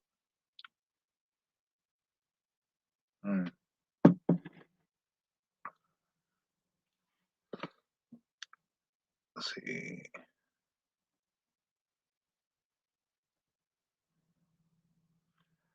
Carpet of white hail on the ground. Don't remember the date, but last year's rainy season, there was a day that fell.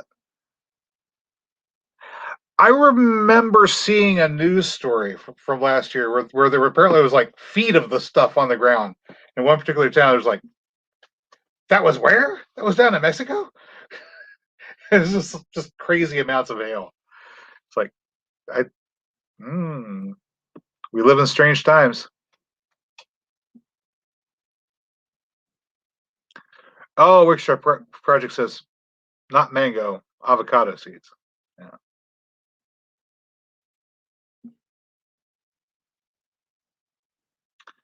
How is the Patty's Day? I haven't been pinched yet. Chia diary. Oh wow. We had a little bit of flooding. I mean, not like, oh no, houses are flooding down the street, but just water up to your ankles for a little bit because it was just raining so fast. Not enough time for it to drain.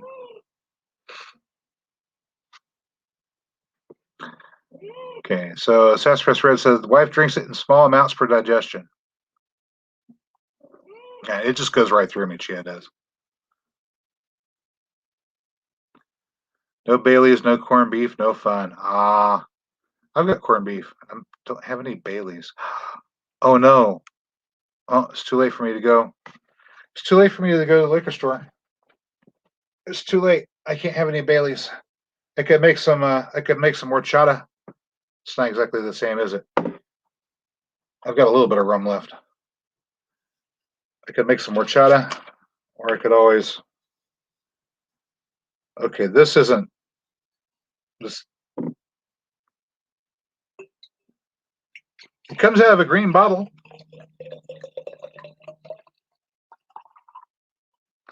What I really need is a self-heating sake bottle. That's what I want for my. That's what I want for Christmas. Is a little sake bottle that'll heat itself. That way I can just have it sitting here heating itself up, and I don't have to go run to the kitchen every time I want a couple of cups of sake.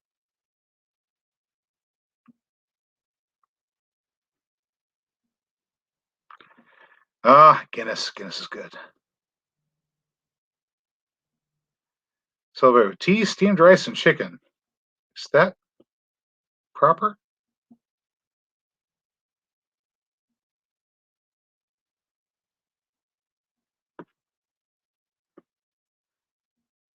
It's not proper, is it?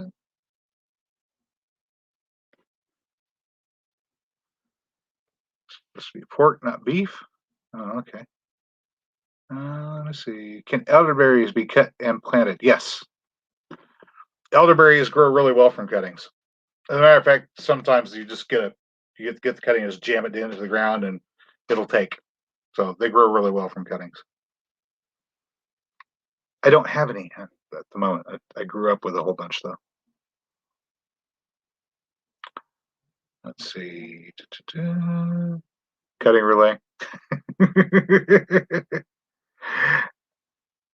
Yeah, Kitty always wants some attention. If I'm on the phone or otherwise doing something, obviously doing something or talking to someone, the cat wants attention.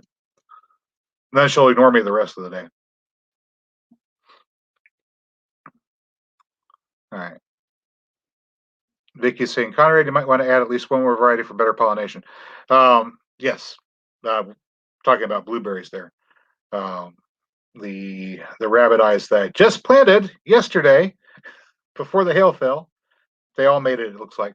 I planted teeth blue and climax together. So each one I alternated one teeth blue, one climax, one teeth blue, one climax, one teeth blue, one climax.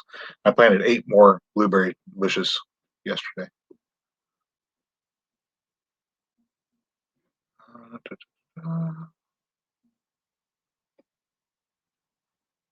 Yes, Bradford pears are the carrying pear trees.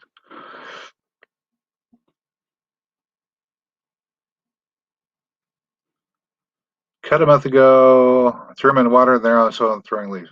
Nice. Elderberry. Yeah. They root really easily. Wickshire Project is asking if I've ever seen a tree with pear, apple, and other fruits grafted on one tree. I have, well, not with my own eyes. I've seen it. I've seen them for sale, from the seed company catalogs where somebody did a multi-graft and was selling it. Those 10-in-1 trees. So they do exist. Typically, the rule of thumb is like genus to like genus for grafts, but there are exceptions. Any stone fruit typically can be grafted onto any tree that produces stone fruit, and that similarity in fruit where you have the ovary encapsulating the seeds that exists for both pears and apples allow them to cross graft as well. So Jan says, I have 3 varieties of blueberry for cross pollination. One starts blooming early, and the second blooms with. You've got some serious blueberry growing going on. That's the way I do. That's the way I do my hazelnuts. I have multiple series of flowering for hazelnuts. So hopefully they all get pollinated.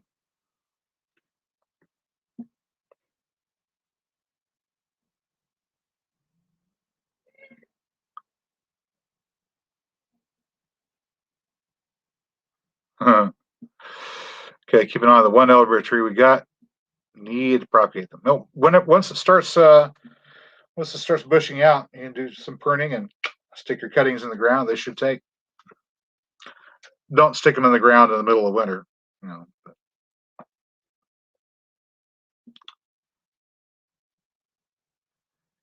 Joe says an auntie here once planted a sprout a mandarin orange seed. After 5 years, it began fruiting, but the first year the mandarins were very sour. After that, they got sweeter. Yeah. Citrus seeds, incidentally. If you want to try growing a citrus tree from seed, make sure it doesn't dry out. Once it's dried out, it's dead.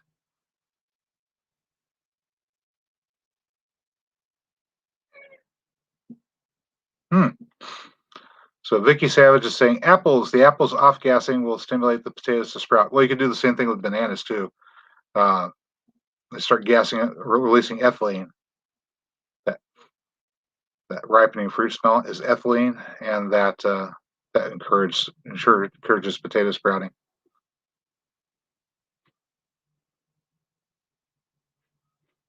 Wait, somebody cracked another Guinness?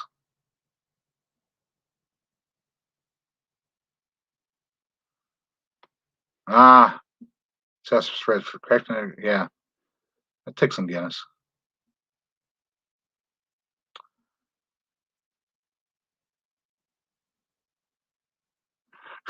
So I can drink sake almost to the point of no return. This stuff is the Gakaiken sake, and I've got. There's a bug found my sake.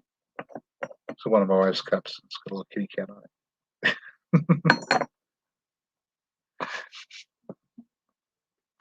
This is the Gakaiken sake. We like to get the Junmai Korean sake instead. It's just I like the flavor better. But the liquor store here in Sand Springs doesn't carry it. TA says, I can't believe it. I think I cut the last. Well, you cut the tail end of it. We're pretty much done with the presentation. We're just chatting now. Bear man pig fruit trees. Oh.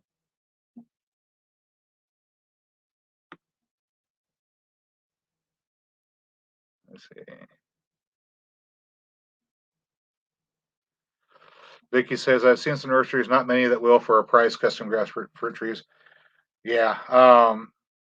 I'm planning on doing a double grafted Bradford and Anjou pear. It's going to be one of the regular offerings from the nursery here, provided I can get some rootstock. Somebody stole all of my pears off of the one, not Bradford, Bartlett. Sorry, Bartlett and Anjou pear. Sorry, eek. Must be losing my mind. somebody stole all the pears off the one Bartlett that I've got that's producing at the moment last year. So I didn't get any seeds. Since I didn't get any seeds, I didn't get any rootstock started. So it's going to have to wait until next year before I get my 1 year seedlings. And then after their 1 year seedling, I'm going to decapitate them and then graft 2 scions on with a couple of wedge grafts. And then if those take, then it'll be 1 more year after that. So we're looking at least 2 years from now before I'll have any of those double grafted pear trees. But when I've got them, if you only have enough room in your yard for 1 pear tree, then you can get one of these and put it in your yard, and it will be self-fertile because it will have both the Anjou and the Bartlett pears that it produces.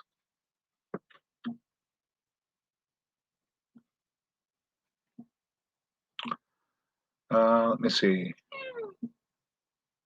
Authentic green plum wine from Japan. Oh.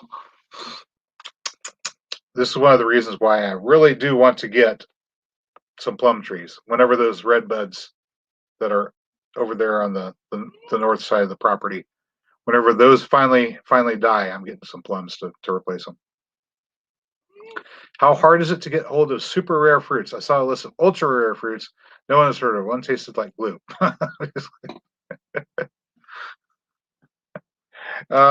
It depends.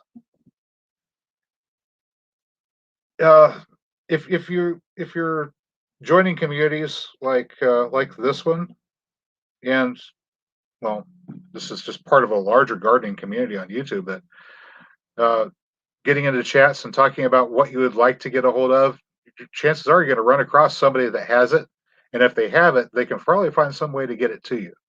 So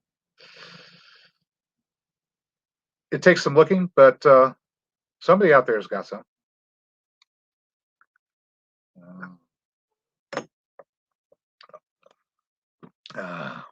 Needs to be heated.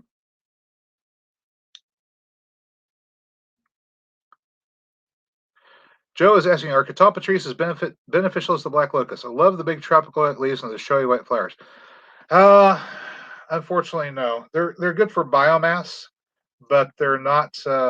They're actually not a nitrogen fixture, as far as I can tell. I've dug up quite a few of them and looked at the roots looking for nodules because they do produce a bean or something like a bean. So you would think that they would, but I have not been able to find any evidence that they actually do fix nitrogen. But they're cool looking trees. They grow really fast, and if you're looking for biomass to chop and drop, they do a good job at that. Jan is asking, what plum do the nurseries typically use for rootstock? I don't know which one they typically use. It's probably one of the more established varieties, European plum, not wild plum. They don't use Chickasaw plum because Chickasaw plum likes to put out lots of suckers. So you'd wind up with a whole bunch of thin, spindly little side branches coming up if they were using that for rootstock.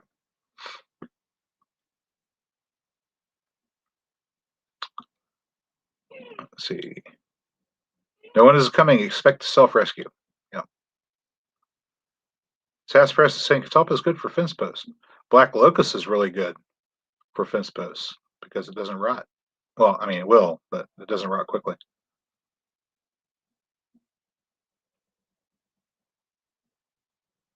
Vineyard Chicks sent Simply Jan some great twigs for sticking in the ground to grow. Cool.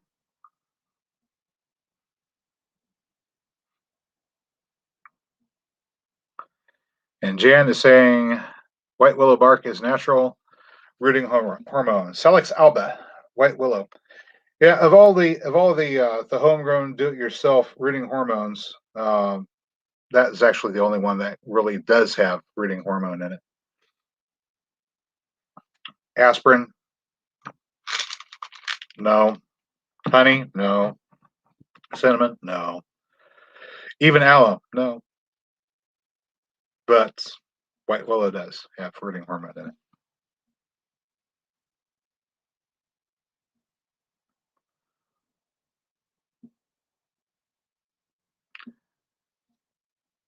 All right, white willows is the same as weeping willow. Weeping willow would be Salix umbellata, and white willow is Salix alba. But they both contain rooting hormone.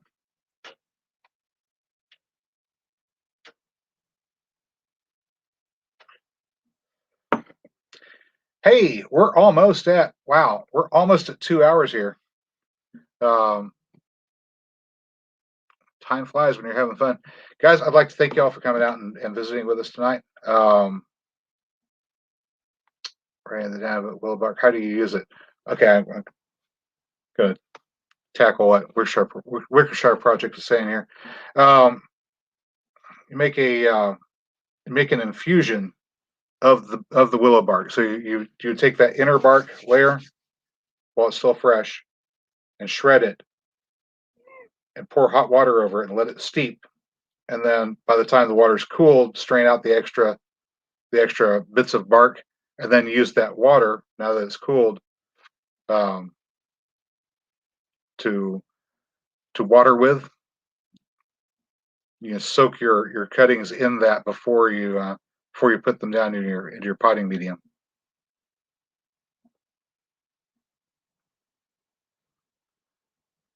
Miss Piscataway here is recently planting weeping willows and sycamores. Nice. Cool. All right, guys. Thanks for coming out, and you guys have a wonderful evening. I will catch you next time.